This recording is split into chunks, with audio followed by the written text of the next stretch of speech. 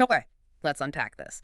Imagine finding like a single molecule already there in your own body, even in food you eat. Yeah. And research is hinting it could be relevant for almost everything. Nagging pain, fighting off viruses, maybe even, bigger health challenges. And that molecule is palmitoylethanolamide. You'll Hmm. definitely hear it called PEA. Yeah. It's really fascinating because the sources we've pulled together for this deep dive, Right. which are, real mix, scientific papers, study reports, and yes, even some chatter from online forums. Hmm.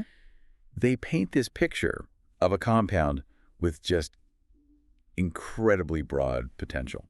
So our mission today is really to cut through all that noise, isn't it? Right. We're going to try and distill these sources, pull out the key insights. What is PEA? What does the science actually seem to suggest it can do? And it's sort of, where's the conversation about it right now? Let's dive in. Okay, so let's start simple. What is PEA? Yeah. Fundamentally, think of it as a natural fat-based signaling molecule that's in your body already. It's part of this family called N-acetylethanolamines. And it's actually pretty closely related to an endocannabinoid you might have heard of, anandamide. Oh, okay, yeah. Anandamide. Exactly. But what's really striking is that scientists have known about its potential specifically as an anti-inflammatory substance since way back, like the 1950s. The 1950s. Wow.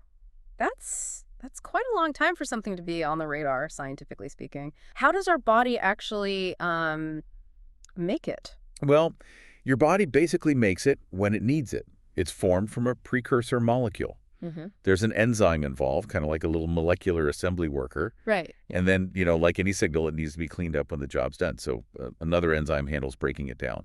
And are scientists looking at like ways to tweak that process, influencing the natural levels? Oh, absolutely. Understanding how it's made and broken down, that opens doors, right? For instance, that cleanup enzyme, it works best in slightly acidic conditions, around pH 4.5.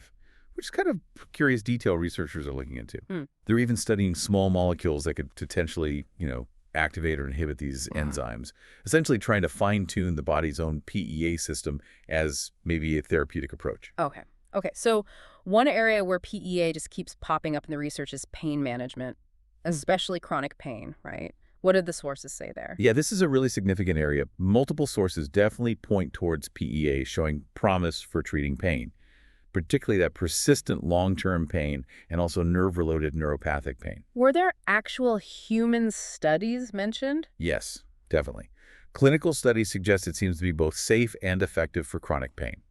One specific study our sources mentioned looked at dosing and found something pretty notable. Patients taking 600 milligrams of PEA daily reported significantly less pain compared to those just getting standard care. Significantly less? Yeah, with statistical significance, P less than 0.05.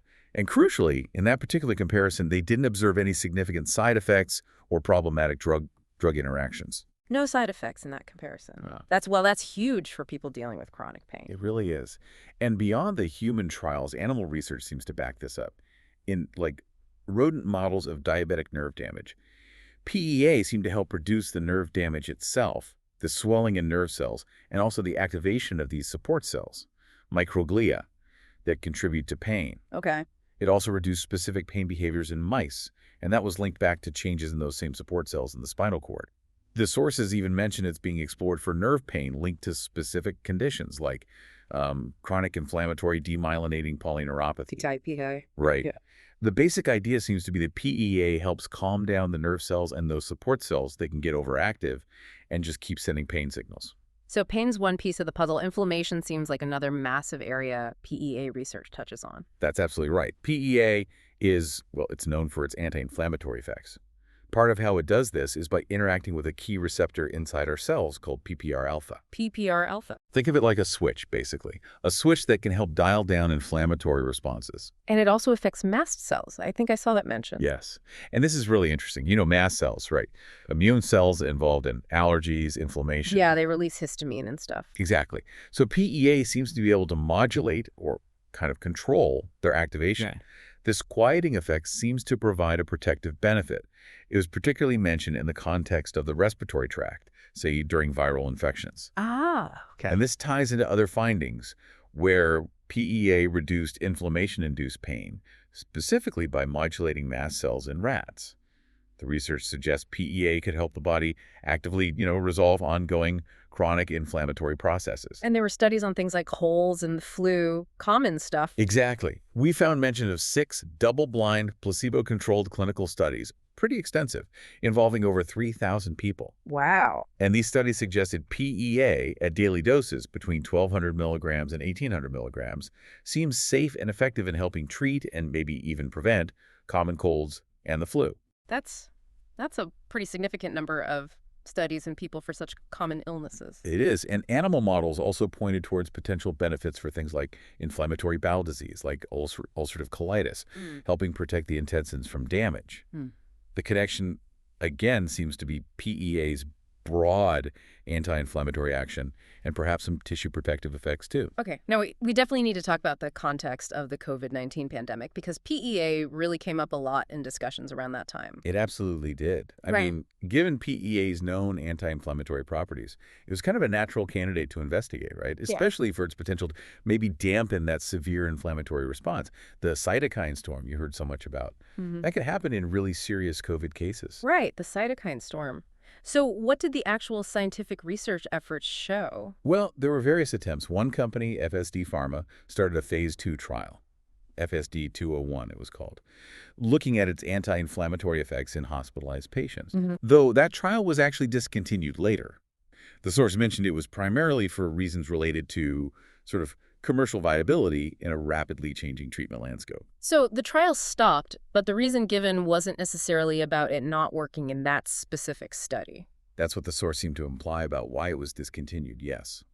But other studies did report some positive findings.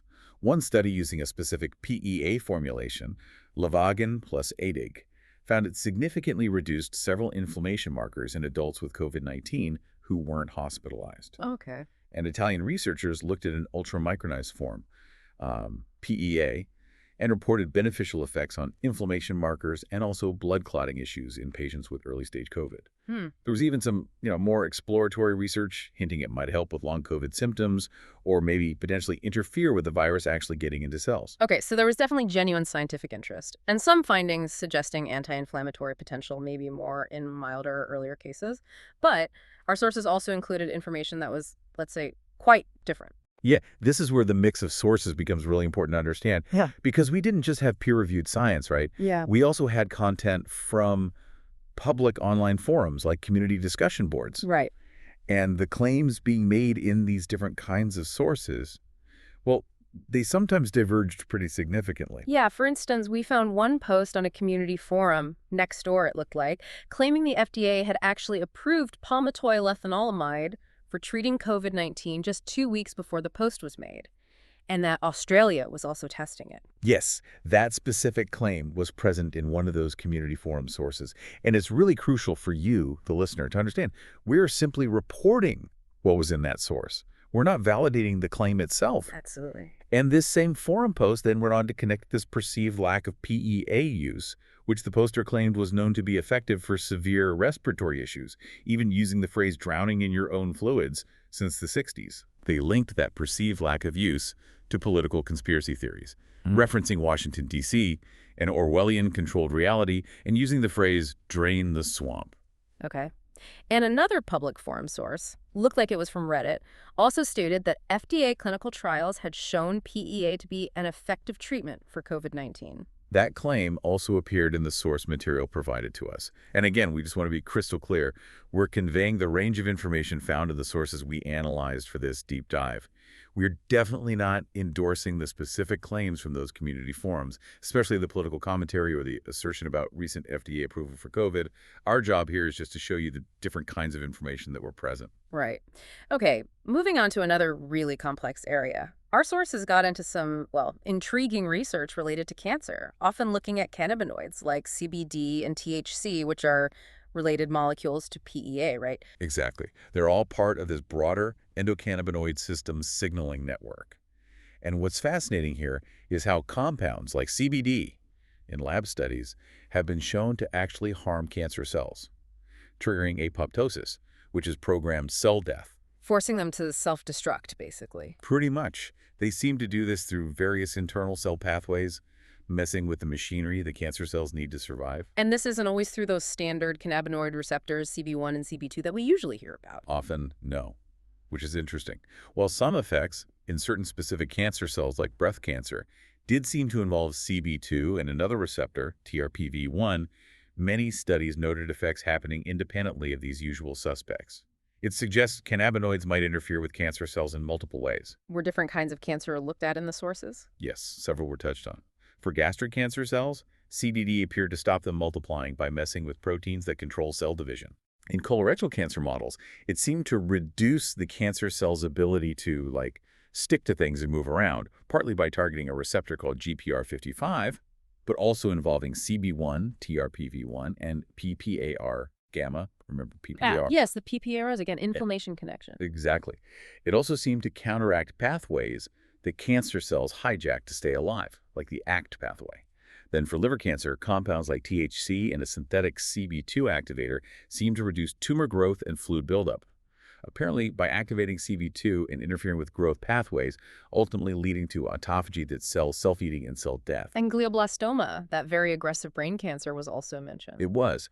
Lab studies showed CBD could inhibit glioblastoma cell invasion by affecting proteins involved in breaking down tissue barriers, allowing spread. THC also seemed to impact these proteins, and this was linked to a buildup of other fat molecules called ceramides. And crucially, those stem-like cells within glioblastoma tumors, the ones that make treatment so hard because they can regrow the tumor. Right, the resistance drivers. They also express cannabinoid receptors. And treating these stem cells with cannabinoids seemed to alter their gene expression, kind of pushing them away from being stem cells and reducing their ability to self-renew. That feels like it could be really significant for tackling treatment resistance. Was there a human trial result mentioned too? Yes, a small phase 2 clinical trial. It looked at adding a D9-THC.CDD spray alongside standard chemotherapy, temozolomide, for patients whose glioblastoma had returned. Okay. And the results reported were pretty striking. The group getting the spray had a significantly longer median survival time, 662 days, compared to 369 days for the control group getting chemo plus placebo. Wow. Okay, that's a substantial difference. Definitely suggests more research is warranted there. Absolutely. And just circling back quickly to PEA itself, one source highlighted research suggesting PEA could interfere with something called proteasome function in lab cells. Proteasome function, what exactly is that? Think of the proteasome as the cell's garbage disposal and recycling system, specifically for getting rid of damaged or unneeded proteins. Got it. So if PEA impairs this system, as it seemed to in this particular study on HeLa cells, it causes a backup, a buildup of these unwanted proteins. This can really stress the cell, potentially leading to cell death. So it suggests another possible anti-cancer mechanism that researchers are exploring for PEA. And finally, there was an individual story included in the sources. Yes, an anecdotal report. It came from a news article about a child, Loran, who was using cannabis oil. Her mother reported that her blood work was the best it had ever been since starting retreatment. The article also mentioned that her traditional chemotherapy was apparently stopped later on. It's presented in the sources as an individual case report, one person's experience. Okay. Let's shift gears a bit. What about PEA's potential effects on the brain and the nervous system? Yeah, this is another interesting area. Research suggests PEA might have neuroprotective qualities. Studies in animal models of Alzheimer's disease, for example, indicate it could help control the reactivity of those support cells in the brain, the glial cells, and protect the neurons themselves, particularly when combined with other compounds like luteolin, apparently by reducing brain inflammation. Okay. It was also associated with decreased autophagy, that self-eating process, in spinal cord injury models, again, when combined with luteolin. And there are findings related to eye conditions like glaucoma, suggesting it might protect the retinal ganglion cells, the nerve cells in the retina. Yeah. Similar effects were noted for ginkgo biloba in that context. The sources also briefly touched on coronaviruses and the nervous system, didn't they? Right, just sort of setting context. Mentioning that some coronaviruses can potentially affect the central nervous system, and that SARS-CoV-2 has possible ways it might enter the brain, even if the main entry receptor, ACE2, isn't super highly expressed there, generally.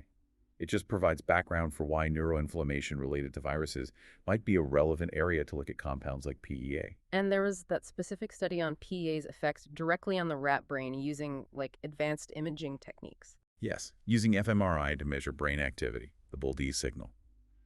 They found that giving rats PEA caused changes in brain activity, and it was dose-dependent. But here's the really counterintuitive part. Yeah. The lowest dose they tested, 3 milligrams per kilogram, actually had the greatest effect on that BOLD signal, specifically a negative effect across multiple brain regions. Ah. The lowest dose had the biggest impact in that specific measure. Exactly, for that particular signal. Yeah. Whereas the highest dose, 30 milligrams per kilogram, showed the greatest increase in functional connectivity, basically, communication between different brain areas. Okay.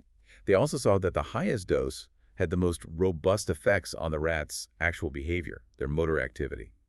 And they confirmed PEA levels did increase in several brain areas they tested at that high dose. That kind of complexity really highlights how tricky brain research can be, doesn't it? It absolutely does. Yeah. And just to slightly broaden the picture, the sources also linked the wider endocannabinoid system, which the PEA is related to, with stress and fear responses in humans. Yeah, levels of endocannabinoids measured in hair and saliva have been linked to how people physiologically condition to fear and how they subjectively react to stress. Hair levels were even associated with PTSD symptom severity. It just points to this whole system being really crucial in regulating our stress and emotional states. Okay. And finally, some sources explored PEA not just alone, but combined with other natural compounds. Right, that's another interesting research direction. Looking at combinations with things like hop extract, propolis, ginkgo biloba, and vitamin B. Okay. One study used an in vitro model, like a lab dish model, of peripheral nerve tissue injury. They found that a mix containing PEA showed synergistic effects. Synergistic, Yeah. meaning better together than alone. Exactly. The combination significantly improved the survival of the nerve cells, reduced oxidative stress that's like molecular damage, and decreased inflammation markers, more so than any single component on its own. And notably, in that study, PEA by itself actually had the strongest effect among the individual ingredients when it came to reducing those oxidative stress markers. So it suggests that exploring these kinds of combinations might be a way to potentially enhance therapeutic outcomes. So after this really deep dive into all these sources, what does this, quite dense collection of information mean for you, our listener, who's trying to get up to speed quickly and thoroughly?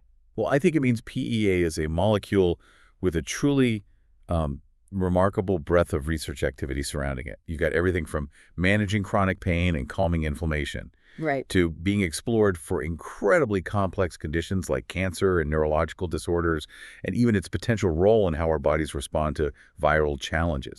Scientists are looking at it from just so many different angles. And it's important to remember it's not some futuristic lab invention. It's something our bodies already make. It exists in nature. And crucially, it's already available out there as a supplement. Which definitely adds another layer to why people are interested, right? But also really underscores the critical need for more high-quality controlled research. More clinical trials are needed to fully understand its effects, its safety in different contexts, and how best to use it in humans. Yeah. Ultimately, PEA is just a fantastic example of how exploring our body's own complex biological systems, the whole world of endocannabinoids and these related lipid molecules can reveal really surprising potential avenues for promoting health and maybe tackling disease. It's kind of a shortcut, if you like, to seeing just how interconnected everything in our biology really is. So we've journeyed through a really wide landscape of research today, all spinning around this one molecule, PEA, and this whole web of related compounds and body systems. Yeah, the sources gave us a fascinating, sometimes really complex picture of its potential across so many different health challenges. It highlighted promising findings, for sure, but also showed the diverse nature of information that's out there on topics like this, including, those conflicting claims we discussed. Absolutely.